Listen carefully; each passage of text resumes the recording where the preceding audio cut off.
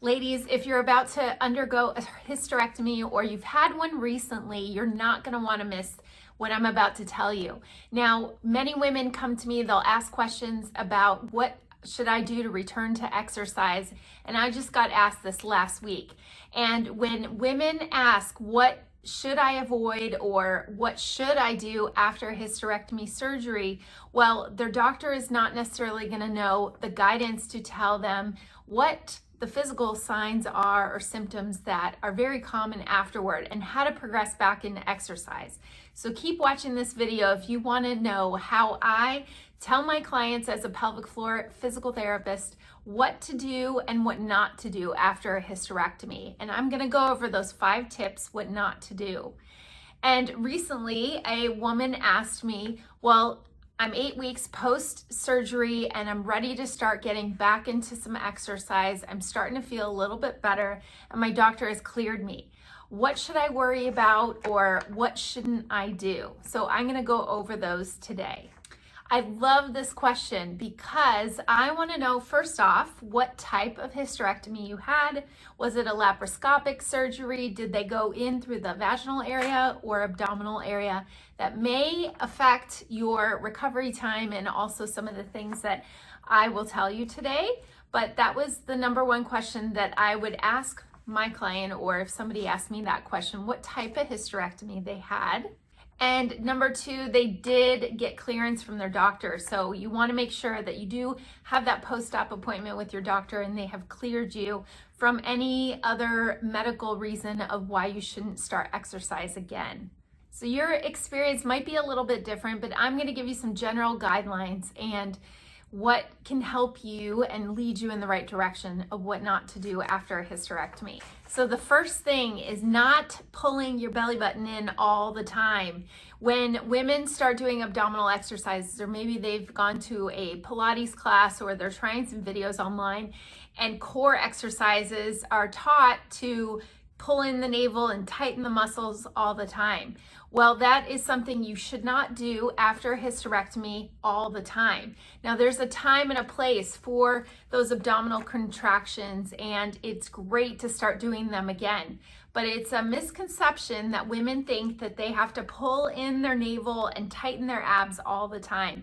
This can actually put a lot more pressure down on your pelvic floor, and where you're healing, I can show you on a model here. Here is your pelvis and those pelvic floor muscles at the bottom, and the pelvic organs sit within that cavity here. Well, these pelvic floor muscles have gone under a little trauma and stress, and so the healing is important to take place. But if you're tensing and tightening the abdominal wall and pulling in against there, it's going to put pressure, unnecessary pressure, downward on that area, and can even put stress on the bladder or create some pelvic pain. So it's good to start just some breathing exercises, and on your exhale you're thinking of contracting and tensing the muscles, but then make sure you're letting it go on the inhale.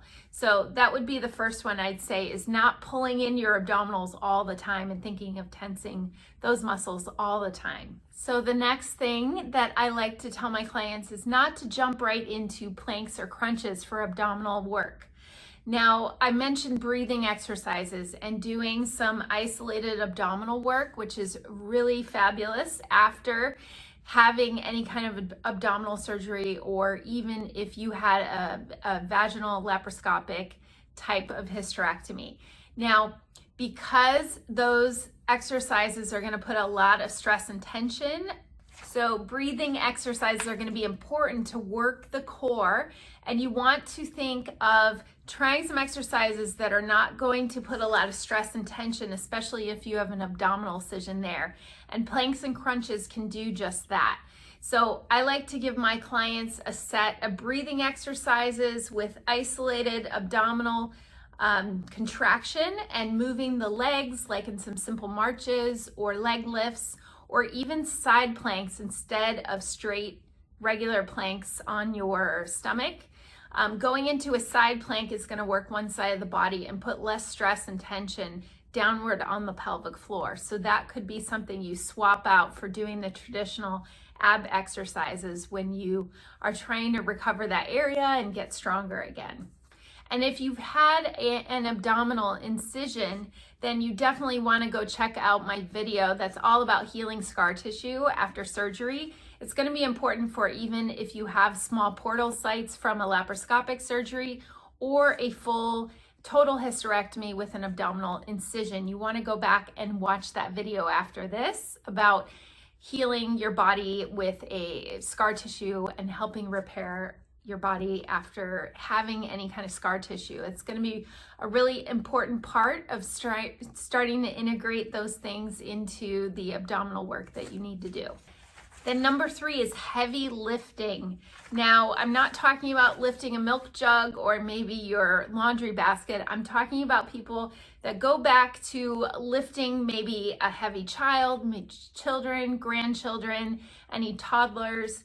Now, it's hard when the doctor says, okay, don't lift more than 10 pounds, and then all of a sudden they clear you for exercise and you have to lift a 60-pound child or something. Maybe you go back to a job with more manual labor and doing more intense work. So going from 0 to 60 overnight is not smart. You want to gradually build that up. So working with someone that can guide you in the right direction of starting to repair and heal that whole core area and gradually work up to doing some weighted squats, some weighted exercises that are going to get you used to it. So maybe in the first 3 weeks cleared toward exercise, you'll start lifting some light weights and then gradually build it from there. So people that go back to heavy lifting, they can put themselves at risk for having a prolapse bladder or having any extra pain or discomfort that maybe their body wasn't ready for. So that's one thing that you want to watch out for, is not overdoing the heavy lifting.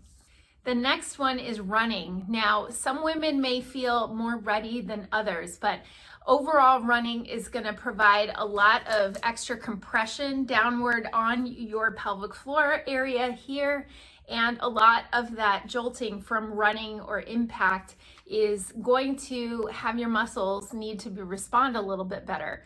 So if you feel like you can't do a single leg sit to stand from a chair, or you can't do jump roping in place without some symptoms or uncomfortable feeling the next day, or even bladder leaking, those are red flags to tell you that your body is not ready yet for the impact of running. And like I mentioned in the last one with heavy lifting, it's something you want to gradually work up to. I would go to a fast-paced walk, even incline, something where you're progressing to go back to running. And strengthening has to be a huge part of that. So your glute muscles, your core, anything to do with the pelvic area and strengthening is going to be really important to return to running, because that load when you're running is going to put pressure down in that area. It can set you up for future injury or side effects from a hysterectomy if your body's not ready for it. So it may be up to a year. It may be shorter than that. It may be longer. Everybody's going to be a little bit different, but you definitely want a good, thorough strengthening program to ramp you back up to running after a hysterectomy. Then the last one that I'm going to tell you what not to do too early is heavy squatting.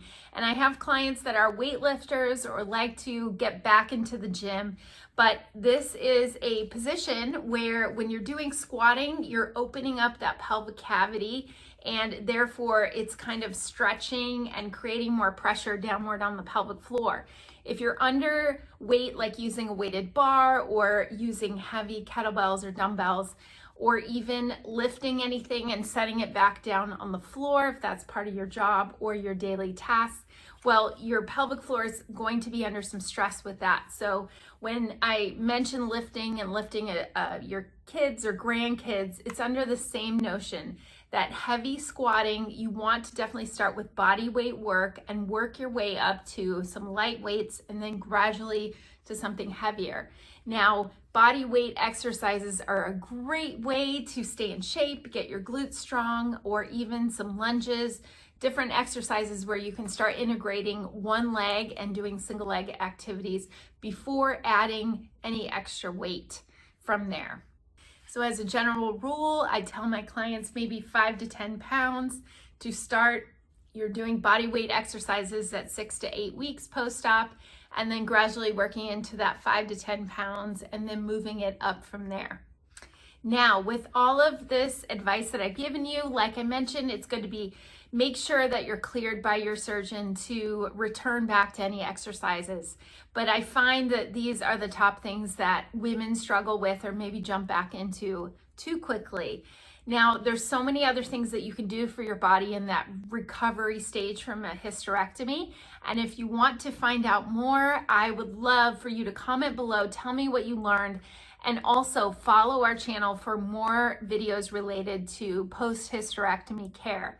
If you're not subscribed already, hit that subscribe button, and we'd love to update you more when we have other videos just like this about women's health topics and exercise tips to make you feel like your strongest and best self. Thanks for watching.